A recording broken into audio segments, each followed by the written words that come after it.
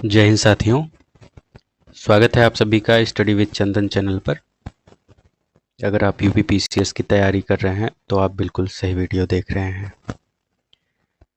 इस वीडियो में हम यूपी पीसीएस 2017 के हिस्ट्री के 15 सबसे महत्वपूर्ण प्रश्नों को हल करेंगे, जो कि 2017 के यूपी पीसीएस के पेपर में पूछे गए थे। तो चलिए वीडियो की शुरुआत करते हैं। जैसा कि आपको पता है कि हमने जो यहाँ पे प्रश्न रखे हुए हैं वो हिस्ट्री के भी हैं और आर्ट और कल्चर के भी हैं, जो कि यूपी पीसीएस 2017 में पूछे गए थे। तो इसमें हम प्रश्नों के साथ विस्तृत हिंदी में समाधान भी इसके बताएंगे। तो देखते हैं प्रश्न संख्या 1 क्या है। वैदिक आर्यों और सिंधु घाटी सभ्यता के लोगों में प्रमुख अंतर क्या था? वैदिक आर्यों और सिंधु घाटी सभ्यता के लोगों में प्रमुख अंतर क्या था? ऑप्शन ए है धातुओं का ज्ञान, बी है नगर नियोजन, सी है घोड़े का प्रयोग और डी है कृषि पद्धति। तो इसका सही उत्तर है ऑप्शन सी घोड़े का प्रयोग। ऑप्शन सी घोड़े का प्रयोग। इसका समाधान देख लेते हैं। ऋग्वैदिक आर्यों के जीवन में घोड़े का विशेष महत्व था। ऋग्वैदिक आर्यों के जीवन में घोड़े का विशेष महत्व था। किस लिए? युद्ध, रथ और यज्ञ में, इन सभी चीज़ों में वो घोड़े का इस्तेमाल करते थे। जबकि सिंधु घाटी सभ्यता से घोड़े के स्पष्ट पुरातात्विक प्रमाण नहीं मिले हैं। जबकि सिंधु घाटी सभ्यता से घोड़े के स्पष्ट पुरातात्विक प्रमाण नहीं मिले हैं। अगला प्रश्न देखते हैं। प्रश्न संख्या 2। बोधिसत्व पद्मपाणि का प्रसिद्ध भित्ति चित्र कहाँ स्थित है? बोधिसत्व पद्मपाणि का प्रसिद्ध भित्ति चित्र कहाँ स्थित है? आपके ऑप्शन है A Ellora, B Ajanta, C Sanchi या डी महाबलीपुरम। तो इसका सही उत्तर है option B Ajanta. Option B Ajanta. Ajanta की गुफाएं बौद्ध भित्ति चित्रकला का उत्कृष्ट उदाहरण है। बौद्ध भित्ति चित्रकला का उत्कृष्ट उदाहरण है अजंता की गुफाएं। पद्मपाणि चित्र महायान बौद्ध परंपरा से जुड़ा है। किस परंपरा से जुड़ा है? महायान बौद्ध परंपरा से। अगला प्रश्न देखते हैं, जो कि कला एवं संस्कृति से लिया गया है। प्रश्न संख्या 3। निम्नलिखित युग्मों पर विचार करें। पहला ऑप्शन है चालिहा साहिब सिंधी समुदाय, दूसरा है नंदा देवी राजजात यात्रा उत्तराखंड, तीसरा है ओणम पर्व कर्नाटक। तो इसमें पूछ रहा है कि कितने युग्म मिले हुए हैं आपस में, मिलान सही है कितने युग्मों का। आपका उत्तर है ऑप्शन बी। उत्तर है ऑप्शन बी। इसमें जो 1 और 2 हैं ऑप्शन, वो मिले हुए हैं। चालिहा साहिब जो है वो सिंधी समुदाय है।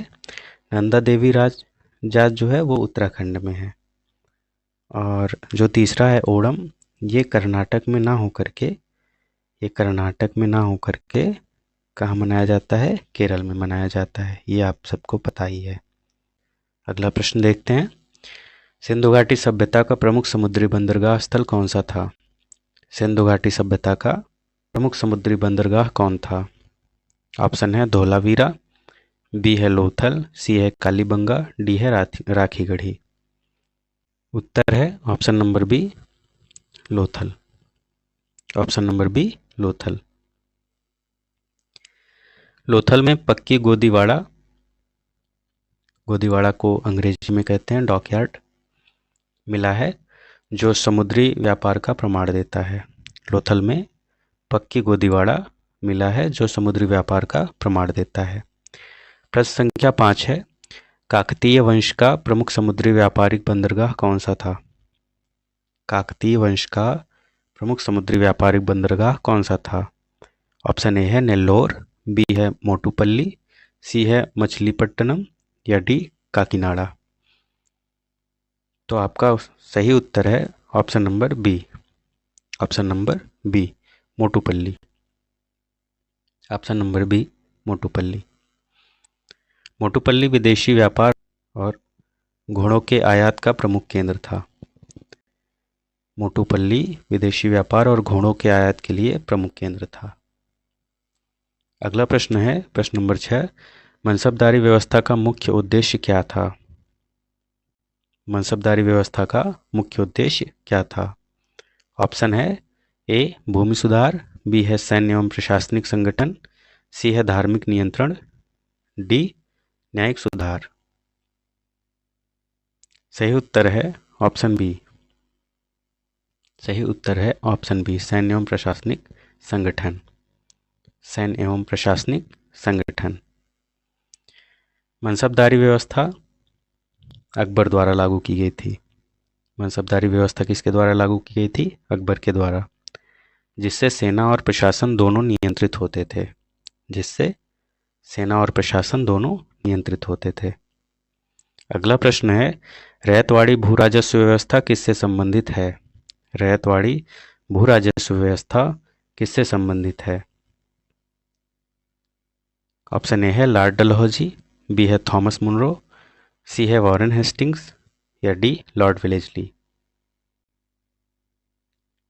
उत्तर है option B, Thomas Munro. Ryotwari व्यवस्था में किसान सीधे सरकार को कर देता था। इस व्यवस्था में किसान किसको कर देता था? सीधे सरकार को कर देता था। यह मद्रास बॉम्बे प्रेसिडेंसी में लागू हुई थी। कहाँ कहाँ? ये बहुत इंपॉर्टेंट है, इसको आप ध्यान में रखेंगे। यह मद्रास और बॉम्बे प्रेसिडेंसी में लागू हुई थी। अगला प्रश्न है प्रश्न संख्या 8, डायर की व्यवस्था भारत में किस अधिनियम से लागू हुई? डायर की व्यवस्था भारत में किस अधिनियम से लागू हुई? ऑप्शन ए है 1909, बी है 1919, सी है 1935, या डी है 1947। उत्तर है ऑप्शन बी। Option B, 1919। 1919। भारत सरकार अधिनियम 1919, जिसको मॉन्टेग्यू चेम्सफोर्ड सुधार भी कहते हैं, से डायर की लागू हुई। ठीक है, कब से लागू हुई? 1919 के मॉन्टेग्यू चेम्सफोर्ड जो सुधार वाला अधिनियम था, उसी से ये लागू हुआ था। अगला प्रश्न है, किस आंदोलन के दौरान कर नहीं देंगे की नीति अपनाई गई? किस आंदोलन के दौरान कर नहीं देंगे की नीति अपनाई गई? आपके ऑप्शन है ए असहयोग आंदोलन, बी स्वदेशी आंदोलन, सी सविनय अवज्ञा आंदोलन, या डी भारत छोड़ो आंदोलन। आपका उत्तर है ऑप्शन सी। आपका उत्तर है option C. Option C. Gandhi ji ने नमक सत्याग्रह के साथ कर अवज्ञा की नीति अपनाई थी। गांधी जी ने नमक सत्याग्रह के साथ कर अवज्ञा की नीति अपनाई थी। प्रश्न संख्या 10 है, सांची स्तूप का निर्माण किस शासक के समय हुआ? सांची स्तूप का निर्माण किस शासक के समय हुआ? ऑप्शन है कनिष्क, बी है अशोक, सी है बिंदुसार, या डी है समुद्रगुप्त। तो आपका सही उत्तर है option B Ashoka. Option B Ashoka. अगला प्रश्न है 11 नंबर, ऋग्वैदिक काल की सबसे छोटी सामाजिक इकाई क्या थी? ऋग्वैदिक काल की सबसे छोटी सामाजिक इकाई क्या थी? ऑप्शन ए है ग्राम, बी है विश्व, सी है जन, डी है कुल। तो आपका सही उत्तर है ऑप्शन डी कुल। ऑप्शन डी कुल। अगला प्रश्न है 12 नंबर, चहलगानी, जिसको तुर्कान चहलगानी भी कहा जाता था, चहलगानी जिसको तुर्कान चहलगानी भी कहा जाता था, का संबंध किससे है? ऑप्शन है ए है खिलजी वंश, बी है तुगलक वंश, सी है प्रारंभिक दिल्ली सल्तनत, या डी है मुगल काल। इसका सही उत्तर है ऑप्शन सी। ऑप्शन सी, प्रारंभिक दिल्ली सल्तनत। ऑप्शन सी, प्रारंभिक दिल्ली सल्तनत। अगला प्रश्न है 13 नंबर, रॉयल इंडियन नेवी विद्रोह किस वर्ष हुआ? रॉयल इंडियन नेवी विद्रोह किस वर्ष हुआ? ऑप्शन ए है 1942, बी है 1945, सी है 1946 या डी है 1947। सही उत्तर है option C. Option C 1946। Option C 1946। प्रश्न नंबर 14 है, महाबलीपुरम के रथ मंदिर किस शैली के उदाहरण हैं? महाबलीपुरम के रथ मंदिर किस शैली के उदाहरण हैं? ऑप्शन ए है नागर, बी है द्रविड़, सी है बेसर या डी है गांधार। सही उत्तर है ऑप्शन बी। सही उत्तर ऑप्शन बी, द्रविड़ शैली। अगला प्रश्न है 15 नंबर, भारत छोड़ो आंदोलन के समय वायसराय कौन था? भारत छोड़ो आंदोलन के समय वायसराय कौन था? तो ऑप्शन ए है लॉर्ड लिनलिथगो, बी है लॉर्ड माउंटबेटन, सी है लॉर्ड वेवेल या डी है लॉर्ड कर्जन। सही उत्तर है ऑप्शन ए। सही उत्तर है ऑप्शन ए, लॉर्ड लिनलिथगो। Lord Linlithgow.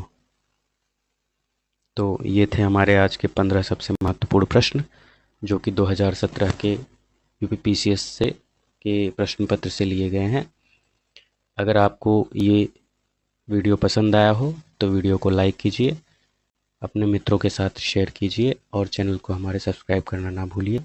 अगर आपको ऐसे ही और वीडियो चाहिए तो आप कमेंट में बता सकते हैं कि अगली वीडियो आपको किस चीज़ की चाहिए। अगर इसका आपको पीडीएफ चाहिए तो आप कमेंट में बताएं, हम आपको इसका पीडीएफ अपने टेलीग्राम चैनल पर प्रोवाइड करा सकते हैं। धन्यवाद। जय हिंद।